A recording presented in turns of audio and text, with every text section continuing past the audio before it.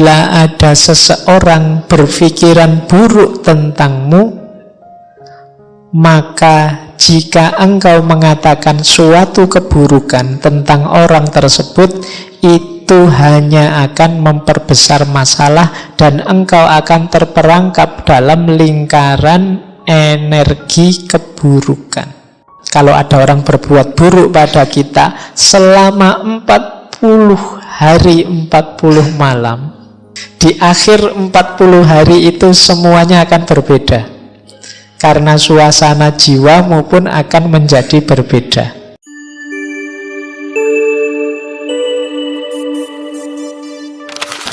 Assalamualaikum warahmatullahi wabarakatuh. Nah, saya awali dari quotes ini. Selama kita tidak belajar mencintai makhluk Allah, kita tidak akan bisa mencintai kebenaran dan kita tidak akan mengenal Allah. Wah, ini kalau mengikuti syair-syairnya Maulana Rumi ini, satu kalimat ini saja itu bisa dijelaskan sampai nanti jam 10. Ya, di satu kalimat ini ada tema cinta kepada makhluknya Allah, ada tema cinta pada kebenaran, dan ada tema mengenal Allah.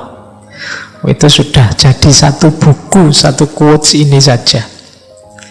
Jadi kalau kita tidak belajar mencintai manusia, tentu saja kita tidak mungkin cinta pada kebenaran, karena agennya kebenaran itu manusia. Jadi yang oleh Allah dititipi dengan makhluk yang namanya kebenaran itu manusia. Di luar manusia tidak sibuk mencerna, mendekati, apalagi mencintai kebenaran, karena sudah paket jadi. Binatang, tumbuhan itu kan paket jadi. Beda dengan kita manusia yang berproses, diberi alat, bisa dekat dengan kebenaran, bisa jauh dengan kebenaran. Itu manusia. Nah, maka kita tidak mungkin bisa mencintai kebenaran kalau kita tidak belajar mencintai makhluknya Allah. Dan kalau kita tidak mencintai kebenaran, tidak mungkin kita bisa kenal dengan Allah. Jadi kalau ada orang hidupnya kok isinya kebencian-kebencian saja, berarti dia jauh dari kebenaran. Kalau jauh dari kebenaran berarti sulit dari mengenal Allah. Nah, ini kalimatnya Maulana Rumi. Berarti apa? Ya mari hidup ini dikembangkan dengan jalan mencintai makhluknya Allah apa saja. Jangankan yang manusia, yang bukan manusia pun ya hendaknya kita cintai dalam konteks mereka juga makhluknya Allah. Kalau kita kan sering dalam hidup ini kadang-kadang ambisi dan kebencian kita lebih besar daripada cinta kita. Pak, kalau ada kejahatan, kalau ada keburukan, kalau ada apalah kemaksiatan dan lain sebagainya, apa harus kita cintai, Pak? Iya. Tapi yang dicintai bukan kok, Pak, saya cinta kejahatannya. Jadi orang baik, orang buruk kita cintai. Cara kita mengekspresikan cinta tentu saja beda pada orang baik dan pada orang buruk. Kalau pada orang baik kita dukung, kalau pada orang buruk kita tuntun, kita nasihati. Kan begitu. Kita karena peduli pada orang yang kita cintai, kalau dia melakukan keburukan, ya kita dekati, kita nasihati. Jadi dalam hidup ini harusnya tidak ada ruang untuk kebencian. Kalau kita memberi ruang untuk kebencian, kita sebenarnya sedang nabrak kebenaran. Karena betapapun yang terjadi, yang kelihatan, yang ada, itu kan sebenarnya kalau memang benar terjadi berarti ketetapannya Allah. Kalau itu ketetapannya Allah, kita membenci fenomena, kita membenci fakta, kita membenci kenyataan, itu kalau pakai kalimatnya bahasa Indonesia kan berarti sama dengan membenci ketetapannya Allah. Jadi mari kita cintai apa saja, tentu saja dengan cara mencintai yang tidak seragam dan tidak sama. Jangankan untuk yang beda-beda, yang mirip saja kan kita ekspresi cintanya beda. Misalnya punya teman yang satu sudah menikah, yang satu baru SD. Itu kan cara kita mengekspresikan cinta kita pada mereka kan beda. Kalau yang masih SD mungkin dibelikan mainan, mobil remote, itu senengnya luar biasa. Kalau sudah menikah, kalau dibeliin mobil remote kan mereka rasanya sudah tua, sudah punya istri kok dibeliin mobil remote. Nah kalau untuk anak SD cocok. Jadi ekspresinya beda-beda. Sama nanti dengan orang baik, orang buruk. Jadi ini yang dimaksud oleh Maulana Rumi. Berarti siapa saja kita jadikan teman, kita cintai. Bahkan tidak hanya manusia, semua makhluknya.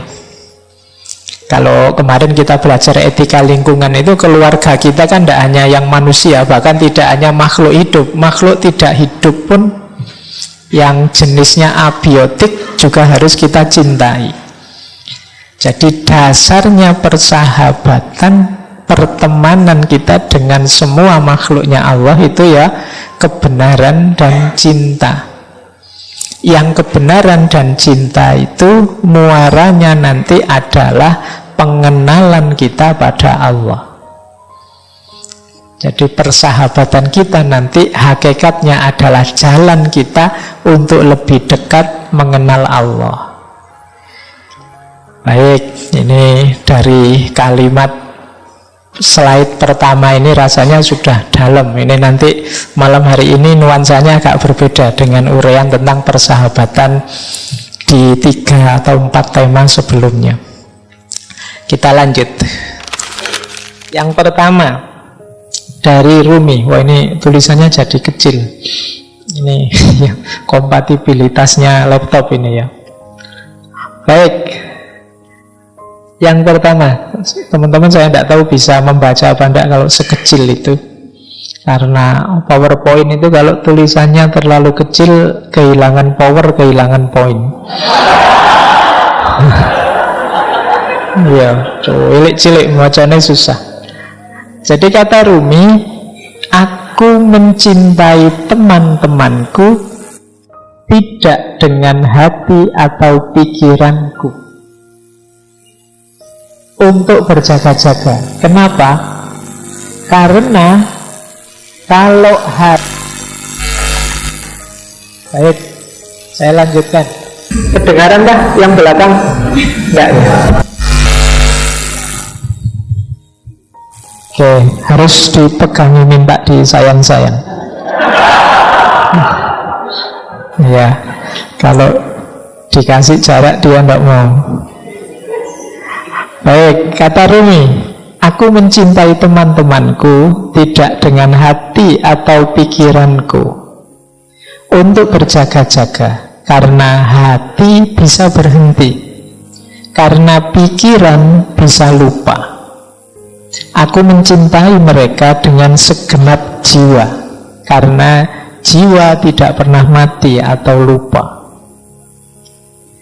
Jadi sumber cinta kita jangan hanya hati, jangan hanya pikiran. Bukan berarti kalau mencintai tidak pakai pikiran, tidak pakai hati, bukan begitu maksudnya. Jangan hanya itu berarti jangan berhenti di situ. Karena kalau pakai hati saja bisa berhenti. Bisa berhenti itu bukan maksudnya kena penyakit jantung karena hatinya berhenti. Berhenti itu hati itu bolak-balik. Hati itu kadang-kadang sekarang senengnya luar biasa, besok bencinya luar biasa. Kalau pakai hati masih bisa ya dan tidak ketika kita mencintai. Apalagi pakai pikiran. Pikiran bisa lupa. Kalau pas berdua, wah aku sayang sekali padamu, nanti keluar ada yang lebih cakep, lupa dengan kalimat yang tadi. pikiran bisa lupa. Jadi ya lupa itu kita kan mudah terlena, akal itu mudah terdistraksi. Maka cintailah dengan jiwa.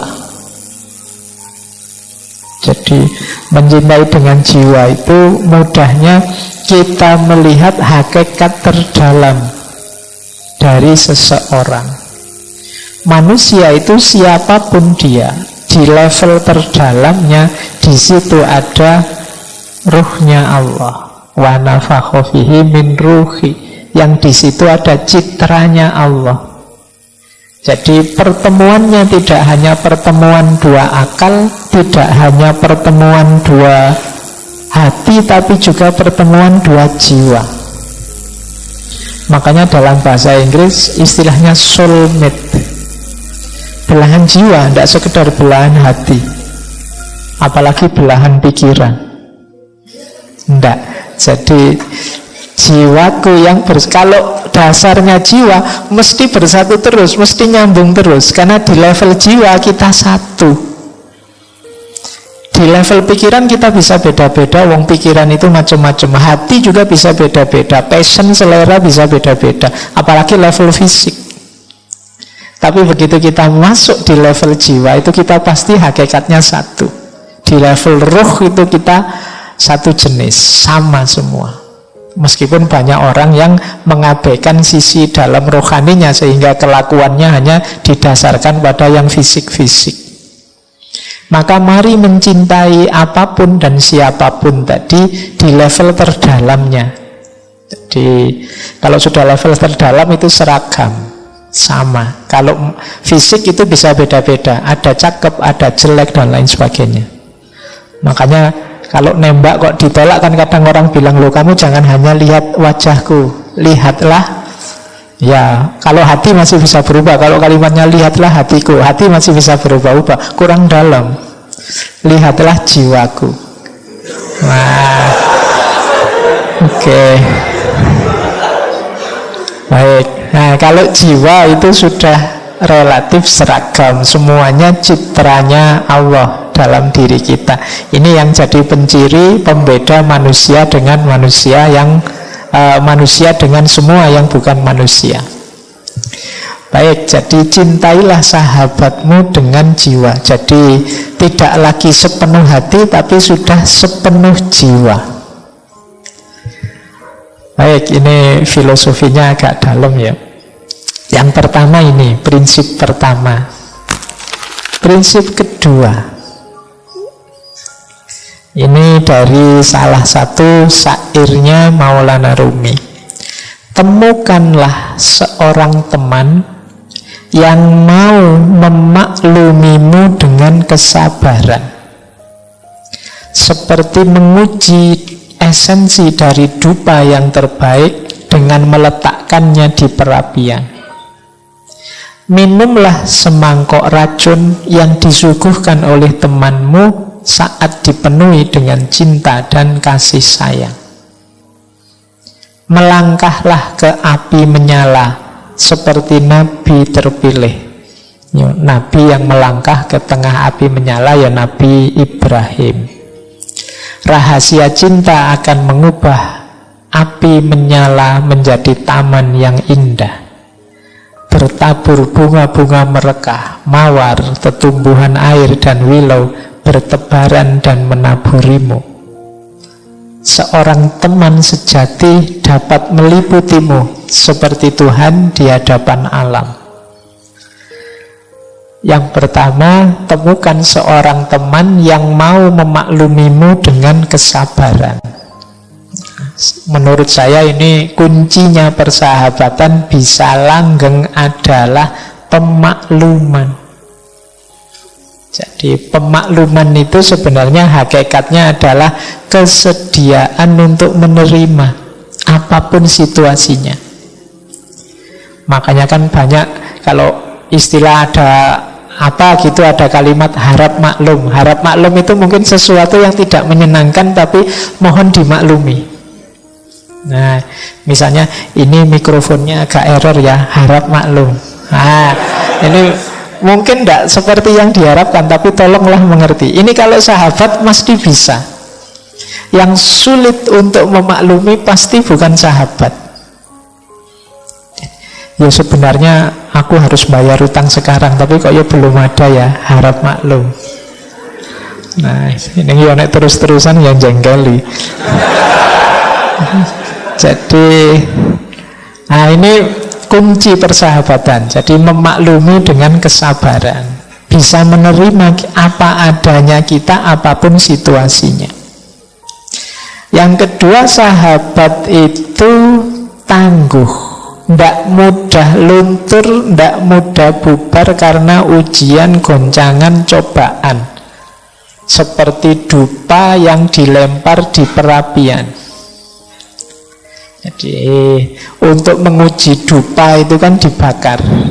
Baik tidaknya dupa itu kelihatan saat dibakar. Persahabatan juga begitu. Tangguh tidaknya kelihatan saat ada masalah, saat ada ujian. Jadi ciri kedua itu, orang yang bersahabat itu biasanya ya tidak masalah. Meskipun seperti apapun engkau memberiku masalah, aku terima. Berarti ini sahabat yang sejati. Bahkan minumlah semangkok racun yang disuguhkan oleh temanmu, meskipun itu racun tapi disuguhkan dengan penuh kasih sayang. Kalau itu sahabat memberimu racun, silahkan diminum racun ini, aku menyuguhkannya dengan penuh hormat dan kasih sayang. Itu kalau sahabat diminum. Jadi maksudnya itu ya, mungkin teman kita ini membawa masalah saja, membawa problem saja. Aduh, sejak berteman denganmu bangkrut aku misalnya. Sejak dekat denganmu kacau hidupku. Tapi kalau memang sahabat sejati tidak masalah. Wong sudah ikrar, kita deklarasi, susah senang bersama. Meskipun harus minum semangkok racun, tidak masalah. Jadi Maulana Rumi itu ya sering mengalami hal-hal pahit berdua sama Syekh Syamsul Tabriz. Bahkan Syekh Syamsul Tabriz sampai pernah diusir, sampai pernah menghilang karena murid-muridnya tidak suka dengan Syekh Syamsul Tabriz yang sangat dekat dengan Rumi. Iri dia, kok bisa dekat terus dengan guru murid-muridnya Maulana Rumi. Akhirnya Syekh Syamsul Tabriz kabarnya diusir. Bahkan ada yang punya riwayat akhir hidupnya pun ada yang bilang Syekh Syamsul Tabriz ini dibunuh. Di beberapa versi ada bilang begitu. Jadi ini ujian persahabatan. Sampai Maulana Rumi sampai lahir tarian yang sangat terkenal, Darwis berputar, itu kan saking rindunya berpisah dengan Syekh Syamsul Tabriz. Baik, jadi ini semacam sahabat yang membawa kepahitan. Tapi kalau memang sahabat, ya kepahitan akan semakin mempererat persahabatan. Nah, justru kesulitan dalam persahabatan akan mendatangkan kebahagiaan. Seperti hidup di taman yang indah, meskipun di tengah api. Nabi Ibrahim mantap sekali melangkah ke tengah api karena dia yakin dengan cintanya kepada Allah. Akhirnya api menjadi taman yang indah. Ini kemantapan level Nabi ya. Tidak bisa ditiru. Jangan nekat nanti. Saya cinta sekali Pak, saya siap. Tidak, jangan nekat ya. Termasuk yang akan datang ini sebentar lagi kan kurban. Oh, itu ketulusan level Nabi. Jangan dicoba, Pak, tadi malam saya mimpi nyembelih teman saya. Tidak bisa begitu, itu levelnya beda. Kan di Quran ada, Pak. Iya, yang memahaminya tidak begitu. Makanya membaca Al-Quran itu ya harus ngerti ilmunya. Jangan dipotong dalilnya, Pak, saya mengalami seperti Nabi Ibrahim, Pak, mimpi menyembelih. Sojo, kamu salah memahaminya. Cara menarik maknanya tidak begitu. Baik, nah persahabatan ilustrasinya seperti Nabi Ibrahim yang melangkah ke dalam api. Dan buahnya, kata Rumi, pasti taman yang indah, meskipun dari luar kelihatannya api. Berkorban untuk sahabat itu kan lega, membahagiakan. Alhamdulillah aku bisa menolong sahabatku, alhamdulillah aku bisa meringankan bebannya. Nah, itu seperti mawar dan tetumbuhan serta bebungaan yang menaburi kita. Yang terakhir, seorang sahabat, teman sejati itu mewarnai hidup kita sebagaimana Allah mewarnai alam semesta ini, sebagaimana Tuhan di hadapan alam.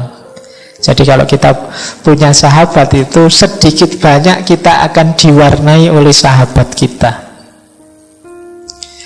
Gaya kita ngomong, gaya kita berekspresi, mungkin diksi-diksi pilihan hidup itu pasti banyak diwarnai oleh teman dan sahabat ini. Baik, jadi dari 4 bait dari syair ini ada beberapa makna persahabatan. Yang pertama pemakluman, yang kedua ketangguhan, yang ketiga kesediaan untuk berkorban, dan yang terakhir persahabatan itu saling mewarnai. Nah, ini nasihat Maulana Jalaluddin Rumi yang berhubungan dengan persahabatan. Yang ketiga, ini tadi saya bilang ya, ini saya potong-potong dari Fihi Mafihi, Diwanus Syamsut Tabriz, Masnawi, yang menurut saya ada hubungannya dengan persahabatan. Nah, ini kalimat ini bagus. Tidak ada kerahiban dalam Islam yang ada kebersamaan dan kasih sayang. Nabi Shallallahu Alaihi Wasallam selalu bertindak atas dasar kepentingan bersama. Karena pertemuan para ruh memiliki pengaruh yang besar dan penting. Sedangkan kesendirian dan mementingkan diri sendiri tidak ada manfaatnya. Jadi kalimat pertama, kata pertama tidak ada kerahiban dalam Islam itu sebenarnya ingin menegaskan bahwa dalam Islam semua orang itu dipandang setara. Setiap manusia dianggap bernilai. Jadi tidak boleh level. Manusia itu tidak boleh ada yang diposisikan level. Ini manusia posisi tinggi, ini manusia posisi rendah. Karena satu-satunya di atas makhluk itu Khalik. Kalau ada makhluk yang kita posisikan di atas makhluk, itu berarti ada makhluk yang posisinya setara dengan Khalik. Kalau dalam Islam ini namanya musyrik. Maka iya, para ulama penting, guru-guru kita penting, tapi dia tidak di atas kita. Hanya memang fungsi dan peran serta jasa mereka besar. Jadi itu yang dimaksud tidak ada kerahiban, tidak ada yang posisinya hierarkis, yang ada semua setara. Maka dalam kesetaraan itu relasi paling ideal adalah kebersamaan dan kasih sayang. Makanya Nabi itu orang-orang dekatnya tidak disebut muridnya atau anak buahnya, tidak, tapi sebutannya sahabat. Jadi ini untuk menegaskan kesetaraan. Kalau sahabat setara, kalau setara roh dan roh bisa bertemu. Jangan merasa enak kalian lebih tinggi dari yang lain. Misalnya merasa, Pak saya lebih penting kok Pak, Pak saya lebih hebat kok Pak. Itu berarti kalian memposisikan diri lebih tinggi dari yang lain. Kalau kalian posisikan diri lebih tinggi seperti itu, kalian akan sendiri dan kesepian. Ruhmu tidak punya teman, jiwamu tidak punya pasangan. Jadi relasi ideal itu relasi kebersamaan dan kasih sayang. Kalau ada kepentingan, ya kepentingan bersama, bukan kepentingan sendiri yang egois. Jadi dasarnya pertemanan itu ya pertemuan antara dua jiwa. Dua jiwa mungkin bertemu kalau itu sejajar, setara. Kalau kita dekat gini kan bisa langsung ketemu kan gitu. Tapi kalau ke atas berat, sulit kita ketemu kalau ranking. Kalau teman-teman misalnya menganggap saya, Pak Faiz lebih tinggi dari saya, itu kan mendekat saja mungkin agak gimana, wah, karena tidak setara. Tapi kalau kita setara, lebih mudah bergaul, lebih mudah berkomunikasi. Makanya coba teman-teman membaca sirah itu, riwayatnya Rasulullah itu, dengan para sahabat kan sangat akrab, dekat, karena positioningnya setara. Banyak momen, banyak peristiwa, baik yang serius maupun yang menggambarkan keakraban, suasana kemanusiaan banyak. Kenapa? Positioningnya setara. Baik, jadi ini rahasia persahabatan. Jadi yang ada adalah kebersamaan, kasih sayang, dan kesetaraan. Kok di antara sahabat merasa level? Yo, dia sahabat saya sih Pak, tapi saya lebih tinggi Pak. Dia selalu nyontek, saya yang diconteki terus misalnya. Kalau ada level begitu, dua jiwa tidak akan bertemu. Saya yang neraktir terus Pak, dia yang minta ditraktir. Berarti saya lebih tinggi, dia sebenarnya anak buah saya hitungannya misalnya. Ini tidak mungkin persahabatan, tidak mungkin dua jiwa bisa bertemu. Maka kuncinya persahabatan, pertemuan dua jiwa. Baik, ini petunjuk yang ketiga. Posisikan diri kita setara di hadapan sahabat-sahabat kita. Jangan merasa lebih tinggi, jangan merasa lebih jago, jangan merasa lebih benar, dan lain sebagainya. Baik, saya lanjut. Yang keempat, Syekh Syamsuddin At-Tabrizi menasehati kita, jika seseorang ingin mengubah cara orang lain memperlakukan dirinya, maka lebih dulu dia harus mengubah cara dia memperlakukan dirinya. Bila dia tidak belajar untuk menyayangi diri sendiri setulus dan sepenuh hati, dia tidak mungkin dicintai. Bila dia telah mencapai tahap ini, berterima kasihlah atas segala duri yang telah ditancapkan orang lain pada dirinya. Itu pertanda dia akan segera dihujani dengan bunga mawar. Bagaimana mungkin seseorang bisa menyalahkan orang lain hanya karena mereka tidak menghormatinya, sedangkan dia sendiri tidak patut dihormati?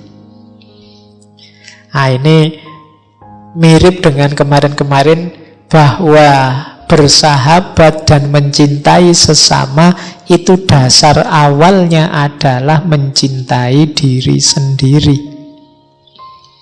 Self-love. Orang yang tidak mencintai dirinya, tidak menghargai dirinya, tidak menghormati dirinya, jangan berharap dihormati, dihargai orang lain. Kalau kita sudah kejam sama diri kita sendiri, orang lain akan melihat, oh berarti aku harus memperlakukan dirinya seperti itu. Kalau kita sukanya ngerokok, kan nanti orang akan menyuguhi kita rokok. Kalau kita sukanya kopi, orang akan menyuguh kita kopi. Jadi orang bersikap sebagaimana kita menyikapi diri kita sendiri. Maka kalau kita ingin, mbok orang itu jangan begitu, kalau pas ada saya kok terus disuguhi kopi sama rokok, sekali-sekali disuguhi susu apa-apa. Nah, orang bisa nyuguhi kita susu ketika mereka tahu, oh, orang ini kebiasaannya tiap hari minum susu. Berarti apa? Yo, ayo ubah kebiasaanmu. Kalau ada orang tidak menghormatimu, coba kamu introspeksi, jangan-jangan memang selama ini aku tidak menghormati diriku. Sehingga orang terus menganggap, oh berarti seperti itu cara memperlakukan diri kita. Nah, berteman, bersahabat juga begitu. Wah, ini sahabatku ini loh, ngomong kok nyelekit banget ya di depanku. Kemungkinan mungkin perilaku kita memang mengundang dia untuk nyelekit. Jadi kok ini kok mudah sekali ya maki-maki aku, atau memang kelakuan kita memang makiable. Apa makiable itu? Ya, memang kita layak dipisui. Jadi karena kelakuan kita layak dipisui, ya akhirnya kita dipisui. Kalau ingin tidak dimaki-maki sama orang lain, ayo kita melakukan sesuatu yang tidak layak, tidak pantas. Kalau orang kayak gini dimaki-maki, karena sebelumnya kelakuan kita memang gambarannya seperti itu. Jadi rumus persahabatannya ya dimulai dari cara kita memperlakukan diri kita. Nah, Pak, tapi saya sudah baik loh Pak memperlakukan diri kita dengan bagus. Kok ada orang yang memperlakukan diri kita dengan buruk tetap begitu? Tenang saja, bersyukurlah. Disitulah latihannya. Dia menancapkan duri, tapi di balik duri yang menancap itu pasti mawarnya ikut. Jadi di situ kita akan dapat banyak pelajaran. Disitulah dimulainya peningkatan kualitas diri kita. Alhamdulillah ada teman yang gampang maki-maki, mudah misuh-misuh. Sekarang mentalku kuat, tangguh, tidak mudah baper misalnya. Kualitas diri kita meningkat, meskipun sebelumnya mungkin sakit hati kita, tapi sekarang tambah tangguh. Jadi di balik duri yang menancap, mawarnya ikut. Jadi rumus pertama berarti kita menghargai diri kita, memperlakukan diri kita secara baik, mencintai diri kita. Insya Allah orang lain melakukan hal yang setara pada kita. Kalau tidak, disitulah saatnya kita akan naik kelas. Kualitas diri kita meningkat dari ujian yang diberikan oleh sahabat kita tadi. Dari duri yang menancap, bunganya ikut mekar. Yang kelima, kita semua diciptakan menurut citranya. Dan pada saat yang sama, masing-masing kita diciptakan berbeda dan unik. Tidak ada orang yang sama, tidak ada dua hati yang sama. Jika Tuhan ingin semua orang sama, maka Dia sudah akan menciptakannya demikian. Oleh karena itu, tidak menghargai perbedaan dan memaksakan pandanganmu terhadap orang lain sama saja dengan tidak menghargai keputusan Tuhan. Jadi ini hubungannya dengan kebencian tadi.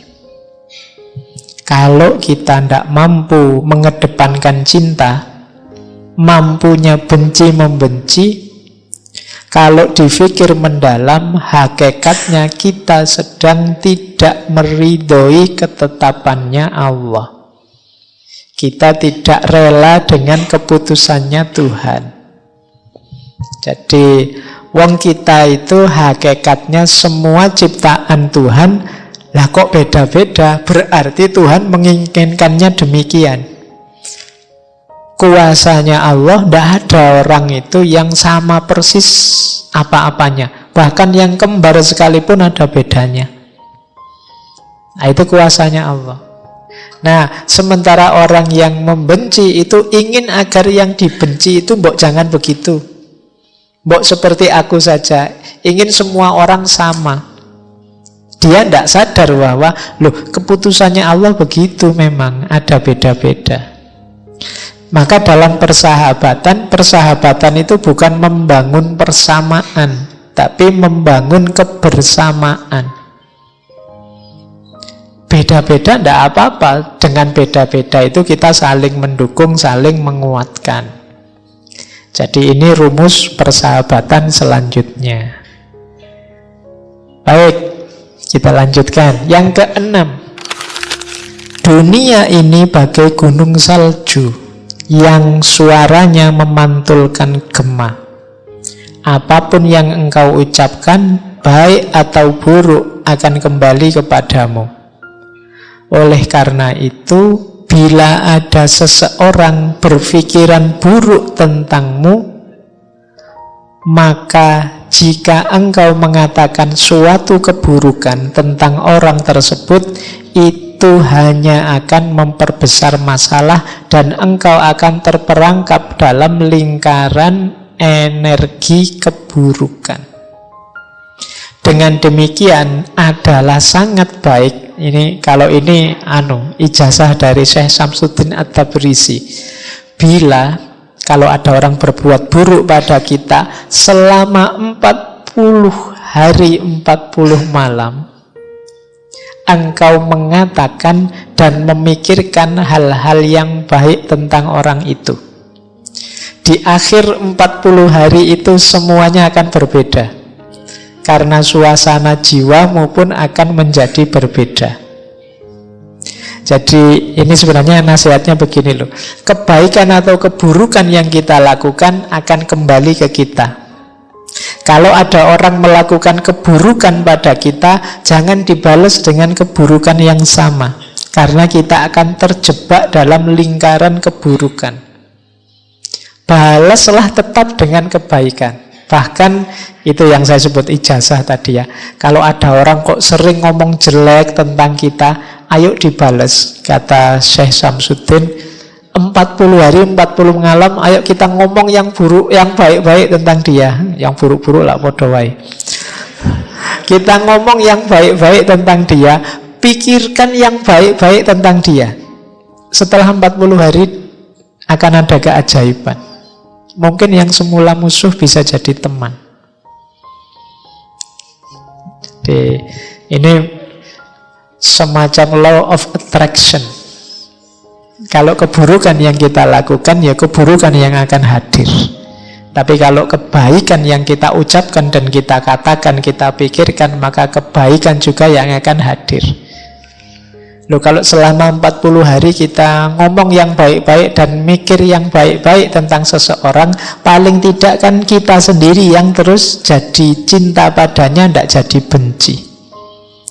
Energi kebencian tadi jadi berubah. Orang Jawa kan bilangnya tresno kuwi jalaran saka kulino. Kalau kita biasakan yang baik-baik, kita akan yang kita benci tadi lama-lama jadi kita suka. Apalagi sampai 40 hari. Pasti terus relasi kebencian akan berubah jadi relasi cinta. Yang ketujuh, di dunia ini bukanlah kesamaan atau keteraturan yang menggerakkan kita untuk maju ke depan, melainkan hal-hal yang bersifat kontradiksi yang nyata. Nah, ini yang terakhir ini harus agak hati-hati menjelaskannya. Dan semua yang bertentangan di dunia ini hadir dalam setiap diri kita. Oleh karena itu, seseorang yang beriman perlu bertemu dengan orang yang ingkar. Dan yang ingkar harus mengenal orang yang beriman yang teguh. Sampai masing-masing mencapai tahap paripurna. Keimanan merupakan proses bertahap yang memerlukan lawannya, yaitu kekufuran atau ketidakpercayaan. Ini kalau di filsafat namanya dialektika. Jadi kalau kalian ingin ngerti levelmu sejauh mana tataranmu, apakah engkau sudah pas, kamu perlu mencari antitesis, counter example, mungkin kalau dalam penelitian ya. Jadi, misalnya, kalau kamu ingin menegaskan keimananmu kan kamu perlu, yang tidak beriman itu begini. Ini namanya hukum kontradiksi. Jadi, untuk tahu sesuatu itu ada kan kamu harus tahu yang tidak ada seperti apa. Untuk tahu sesuatu itu baik kan kamu harus tahu batas buruknya di mana. Ini namanya dialektika. Karena tidak mungkin semua orang baik atau semua orang kufur. Ini masing-masing orang ini saling jadi cermin seperti tadi. Maka tidak ada satupun ciptaannya Allah yang sia-sia. Kalau kalian tanya, kok ada ya ciptaan ini, ciptaan itu? Tidak, semuanya ada mainnya, ada manfaatnya. Mungkin kita yang muslim mau ngambil parameter, ini batasnya kekufuran. Nanti mungkin agama lain juga punya batasnya sendiri, punya dialektikanya sendiri. Ini gunanya berteman, berdialektika. sampai nanti batas paripurna. Mungkin kita beriman akan semakin beriman, akan semakin beriman. Yang kufur dialektika dengan kita, lama-lama dia juga jadi beriman. Semua lama-lama jadi memuncak. Jadi ini kalau di psikologi mungkin law of polarity, law of contradiction. Jadi hukum kontradiksi. Semakin kalau kita ingin berkembang ya harus tahu antitesisnya, yang nanti lahir sintesis. Semakin baik, semakin baik, semakin baik. Nah ini kalau yang terakhir ini perlu direnungi agak mendalam, bahwa baik dan buruk itu sesuatu yang berpasangan, bahwa hitam dan putih itu berpasangan, bahwa siang dan malam itu berpasangan, kepercayaan dan ketidakpercayaan juga pasangan. Nah, dialektika dua inilah yang membuat dunia ini berputar, dunia ini berjalan.